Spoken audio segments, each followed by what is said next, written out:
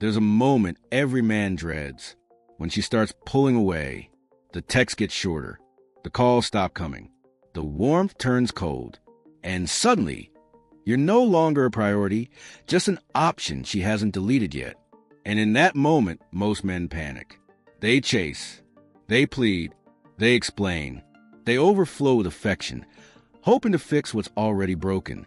But what if I told you that every word you send pushes her further, that every gesture you think shows love smells like weakness?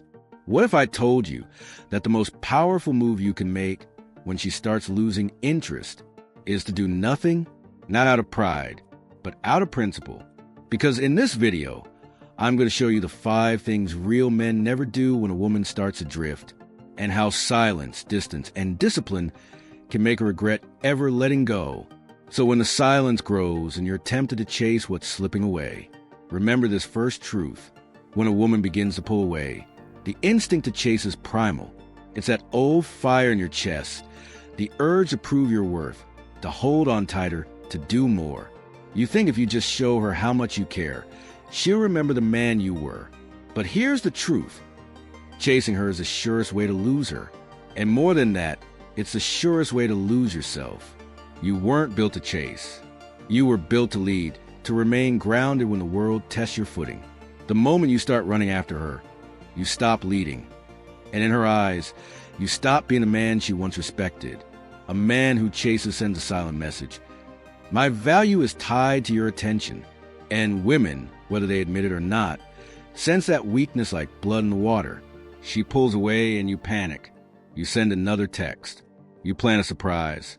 You pour on the compliments. But she doesn't come closer. She slips further. Why? Because the more accessible you are, the less she feels your value.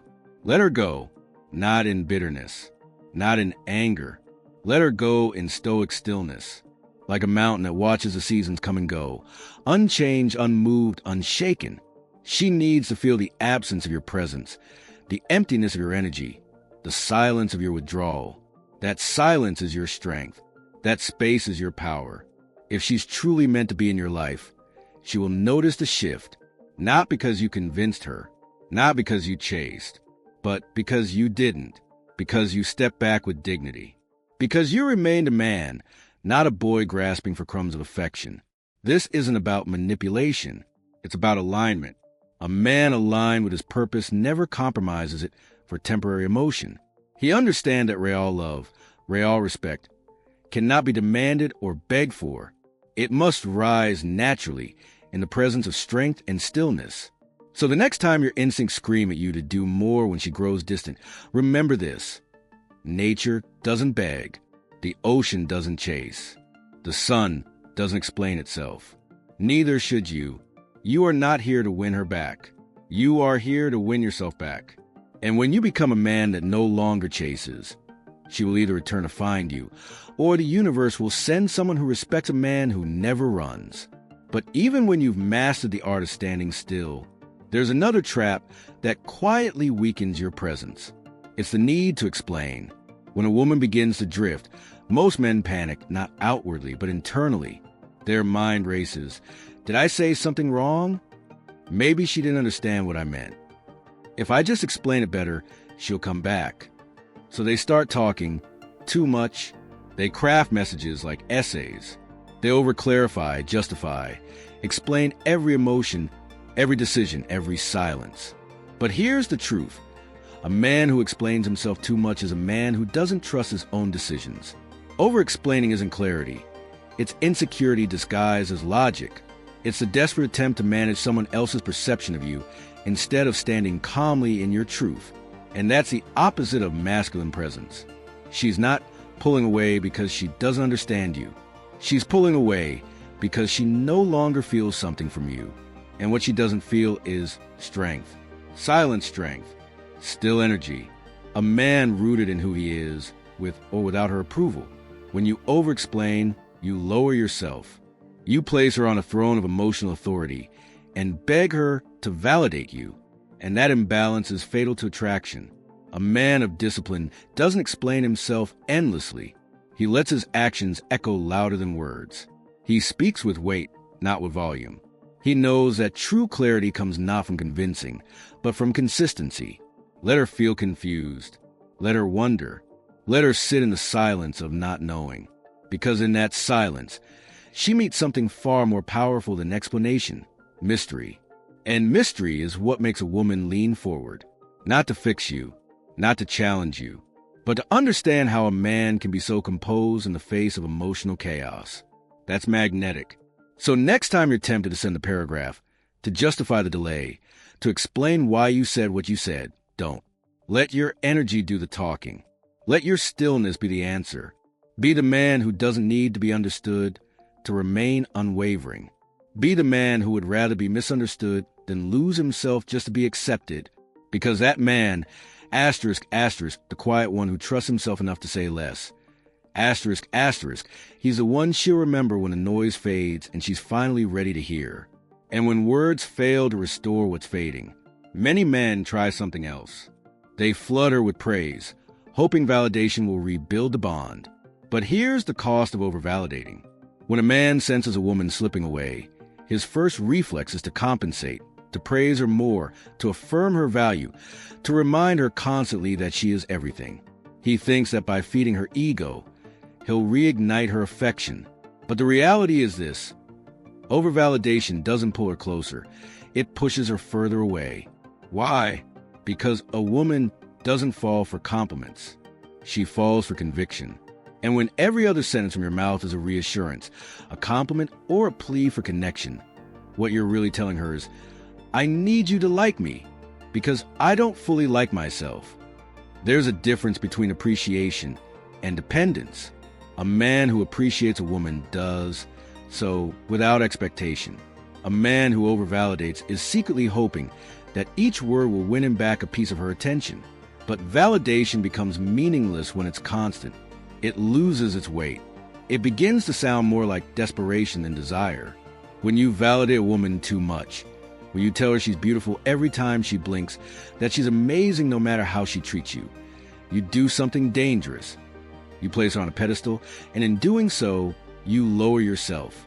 That imbalance is not attractive. It's unstable. You are not here to worship her. You are here to walk beside her, equal in strength, equal in worth, rooted in self-respect. The moment she senses that you need her approval to feel like a man, she loses respect. And without respect, attraction dies. A stoic man does not hand out praise like candy. He withholds, not out of cruelty, but out of control. He saves his words for when they carry weight. He lets his silence build tension. He lets his presence, steady, unmoved, do the talking. Understand this. A woman desires to earn a man's attention, not receive it by default. She wants to feel your strength, not just hear it. She wants to feel your standards, not just be told she's meeting them when she hasn't. So hold your validation. Let her wonder where she stands. Let her earn her way into your admiration. That's when praise becomes power. That's when your words light a fire in her, because they're rare and they're real. And you become the man she respects again. The one who doesn't flatter for approval. The one who stands so firmly in his own worth. He doesn't need hers to survive. And if you've been giving her too much of your approval, chances are you've been giving too much of your time as well. Let's talk about availability and the power of pulling back.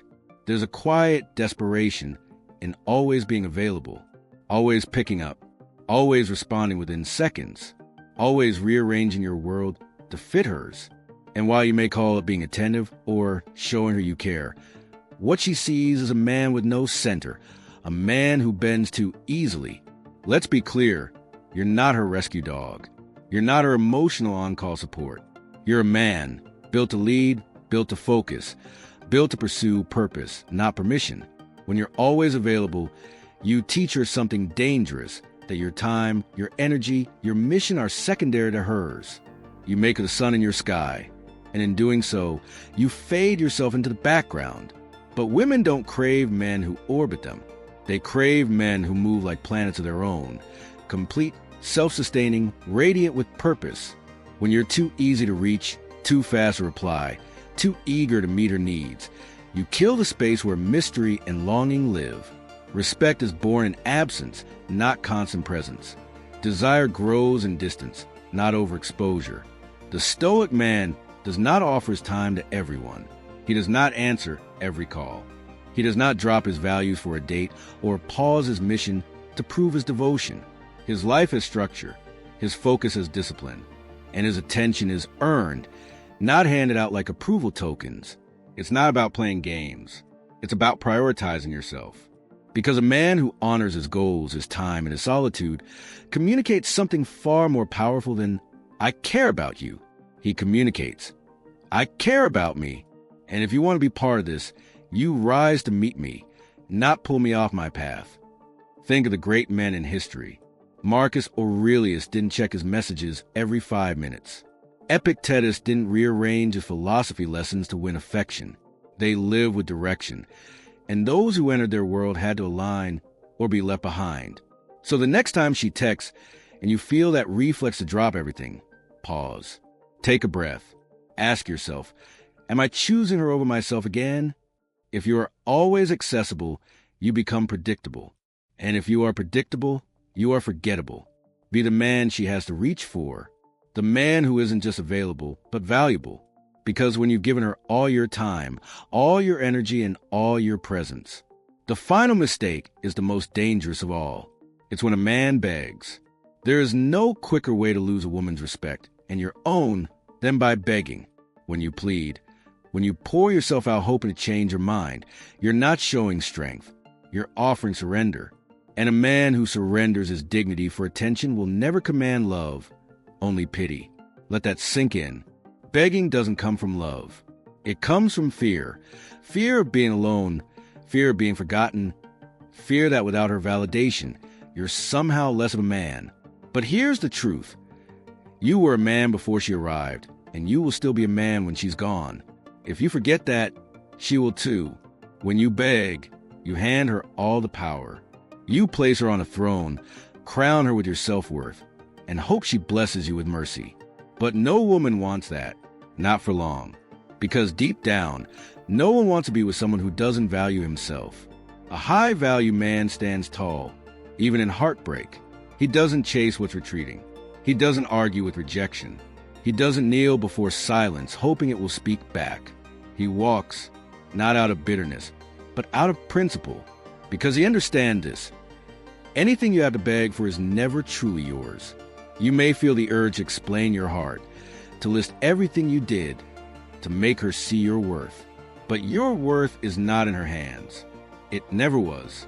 It's in your posture. It's in your boundaries. It's in your ability to walk away with your spine straight and your soul intact. The Stoic man knows that silence speaks louder than pleading. He lets her feel the weight of losing him, not through threats, not through outbursts, but through absence, through composure, through calm certainty that says, if you cannot see my value, I will not lower myself to prove it.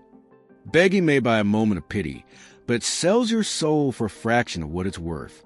And that debt will follow you longer than the woman ever will. So let her go. Let the silence close the door. Let the space between you become the forge where your self-respect is reforged. And if she returns, it won't be because you begged. It'll be because you didn't.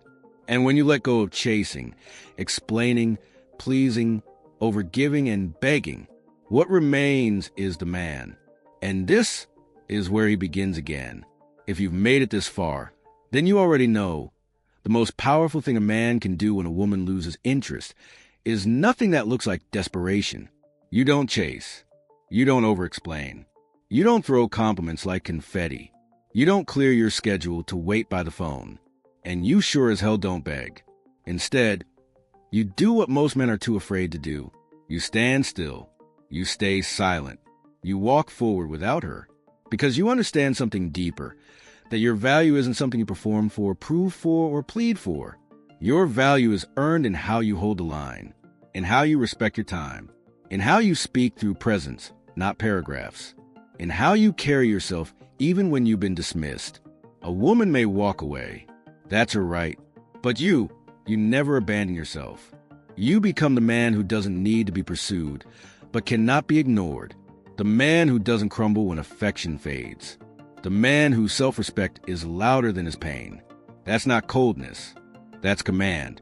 That's what Stoic masculinity looks like, not repression, but sovereignty.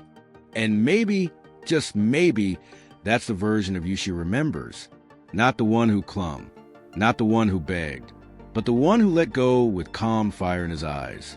So if you're here now, hurting in silence, tempted to reach out one more time, don't. Let her feel your absence. Let her wonder how you became so quiet, so unshaken. And let that silence echo louder than any words ever could. This is your turning point, not just in a relationship, but in your identity. You were never meant to be the man who waits to be chosen. You were born to be the man she remembers when silence speaks louder than love. You were never meant to be the man who waits to be chosen. You were born to be the man she remembers when silence speaks louder than love. And if this message stirred something inside you, if it reminded you of who you used to be or who you're still becoming, don't just walk away in silence. Subscribe, not because you need validation, but because this space, this channel, is a place where men like you reclaim their edge, their calm, and their quiet power, where we don't beg, we don't chase, we rise. So hit that subscribe button and join the men who lead, not the ones who follow.